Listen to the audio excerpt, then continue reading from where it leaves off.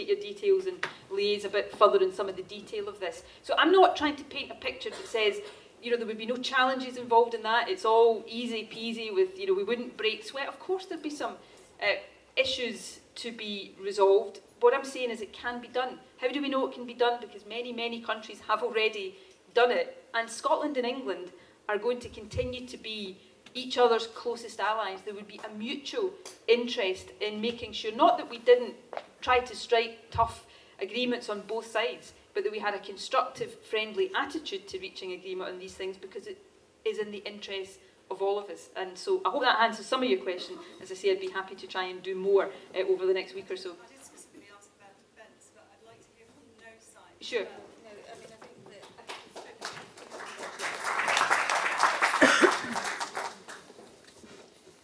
think that it's back to these facts questions again, you know, because I could reel out a number of reasons why what Nicola said is wrong, and that the cost of being independent would be far greater and far higher than that. I won't do that because you can go away and you can read it for yourselves. It is out there, it's been in the media. I would say a couple of things about what Nicola said though. On the Patrick Dunleavy stuff around the £200 million, you should question that, because we've just spent £100 million reorganising our police in this country. So the idea that half of that 200, you know, that you need double that amount of money to kind of negotiate all of independence, and we've just spent half of that on reorganising the police, suggests to me that it's not a realistic enough figure. And when it comes to why Westminster hasn't been helping putting forward the arguments or the numbers for what things cost, I'm afraid that's because the Edinburgh Agreement, which Nicola signed with them, precluded any pre-negotiation. It was in there. It's absolutely to the letter of it. You can Google it tonight. You can pull it up. You can see that they agreed that they would not have any pre-negotiation ahead of a yes vote. Well, I'm telling folk they can go and Google it. I'm not telling them what the letter of the law is. They can go away and have a look at it for themselves. And I think really the other question I would just say to the lady, you kind of touched on it, but you didn't say it directly. The biggest question of all is currency. The negotiation of a currency, which we know that we're now going to have because the UK government have said you are not going to have a formal currency union on the pound, and Nicola wants a formal currency union. There's clearly going to be a negotiation there, and she's put a ticking clock on it of 18 months. Now, if you're going to get everything done within that 18 months, you're going to make sacrifices, aren't you? If the thing that's most important is getting it done within 18 months. And again, I would point to some other countries' experiences. Look at countries like Czechoslovakia. It took them 6 years to get into the EU. So just question what you're hearing, do your Googling and come to your own conclusions. Okay. Czechoslovakia we're coming into the European Union from outside. We've been in for 40 years. We comply with all of the laws. We're Europe's biggest oil-producing country. We've got the biggest share of Europe's fishing waters. There's 160,000 European nationals live here. I mean, you know, again, you make up your own minds and whether you think it's credible that Scotland would be put outside of the European Union for any period of time. On currency, it's a fact on currency that no country can be prevented from using the pound. So we should remember that the next time George Osborne says Scotland can't use the pound. It's what's called in economic jargon an internationally traded currency. Ireland used the pound when it became independent from Britain. Australia used the pound when it became independent from Britain. We want to use it in a formal currency union because it makes sense for Scotland. England is our biggest export market. But let me just give you 3 quick reasons why it would be crazy, absolutely crazy, after a yes vote for a UK Chancellor to turn his back on that. Firstly, he'd be ensuring that businesses in England had to pay a conservative estimate, around about £500 million every year in transaction charges to export goods into Scotland. Secondly, if you're not in a currency union, then the value of our exports as a country, which is about £100 billion a year, would no longer count to the UK's balance of payments. If we're in a currency union, they still do. So the rest of the UK's trade deficit would go up. Why does that matter? Because your trade deficit as a country is one of the things that impacts on the value of your currency. So you could have the value of sterling going down because of an irrational decision taken by the Chancellor, which I don't think would make him very popular. And thirdly, proving that I can count, that, you know, we'll have a sensible discussion about assets and liabilities. The UK's got a massive debt, £1.5 trillion that the Treasury is legally liable for. I think Scotland should pay our fair share of that debt, but you would only be in that sensible discussion if there was a sensible discussion about assets as well. And the UK government will want Scotland to service our fair share of debt, because the costs of servicing our fair share of debt is about £5 billion a year. And I don't think the Chancellor of Westminster would want the taxpayers of England to be burdened with that extra debt charge. So, you know, again, coming back to a point that was made earlier, you can listen to me, you can listen to others, and you will make up, you have to make up your own minds, but do it on the basis of common sense. Listen to the arguments and think about how the world works. Think about how independent countries already cooperate with each other. Think about, you know, just the reality of these situations and the interests on both sides, and then make up your mind whose argument you think passes the test of common sense. And you'll do that because you're intelligent women and you're perfectly capable of reaching your own view.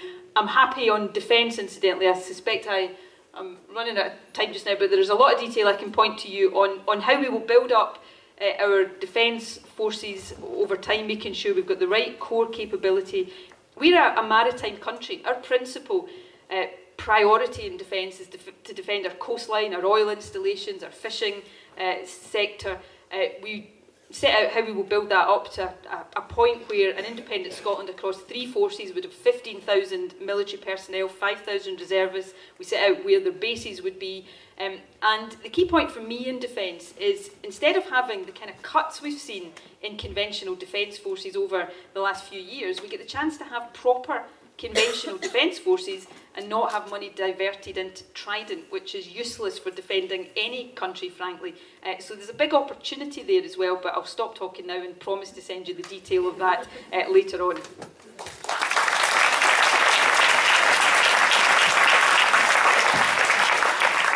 As I think we're wrapping up, I just want to say, regarding the currency union and the fact that it's been rolled out, and it's not illogical, because at the end of the day, if just trade and cooperation with other countries were so sensible and so much in the interest of the United Kingdom, we'd be a member of the euro, and we would have been for years. It's not as simple as that. It's about protecting what would be the national interest of a foreign country.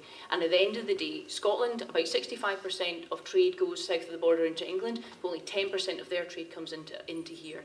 They are huge trading partners with France and Germany, but they don't need a currency union in order to be able to do that. At the end of the day, you know, there's other people in the Yes campaign, Jim Sillars, who says that not having our own currency is stupidity on stilts, and there are a number of different issues that relate to the sterlingisation, and nobody is saying that independent Scotland couldn't use the pound. What we're saying is that a currency union has been ruled out. Using the pound and sterling as a Panama plan has serious downsides for mortgage holders, those with pensions, those with debts, anything else. There are downsides to this, and Nicola and Larry have given an exceptionally persuasive talk tonight. I'm inspired, and not quite enough for useful, but they are. You'd need a few more years than you've got, but we're all here. Like I said at the beginning, we all have passion and commitment, and none of us can tell you what to believe and where you feel and whether, because this is the most individual and important question that any of us will have to answer. And everyone has said, while the facts might be spun on both sides, unfortunately there is no arbiter to be able to give you exactly what you want. Not even the BBC can do that. So all I'm going to say is thank you very much, and I'm going to pass over to Larry, who's probably going to give some last comments. Well, very nice of you to say that you've been inspired by what we've been saying. I've certainly been inspired by. But I've been inspired by your passion and concern for the future of people of Scotland too. But do you know who I'm most inspired by? I've been most inspired by the number of women who have turned out tonight to sit in a hall on probably not terribly comfy seats. The people are standing at the back and round the sides who've come here because you know this is a really important question, and you've come to ask questions. And Lord, I would love to hear you guys answer these questions for the rest of the night, but practically we have to get home to our kids. So, you're the ones who get to decide this, but I started this by saying that I see everything through stories. It's what I do. And when I work with kids about stories, I get them to maybe imagine, you know, the cave with the monster and the trap and so on. And I say, right, what's going to happen next? And they look at me like I'm going to answer it for them. I'm like, no, you're writing the story. When I'm working with kids, they're writing the story. They're the ones with the power to decide what happens next.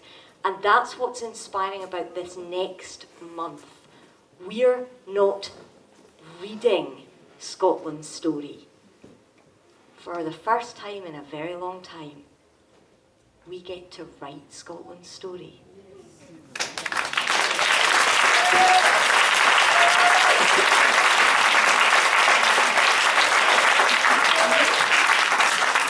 So, thank you everyone.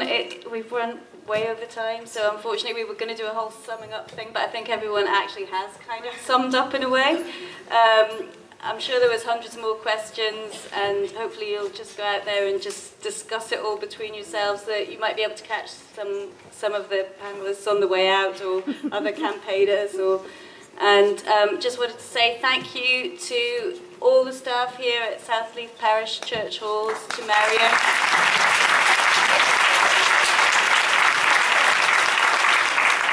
And to our panellists, of course, fabulous panellists.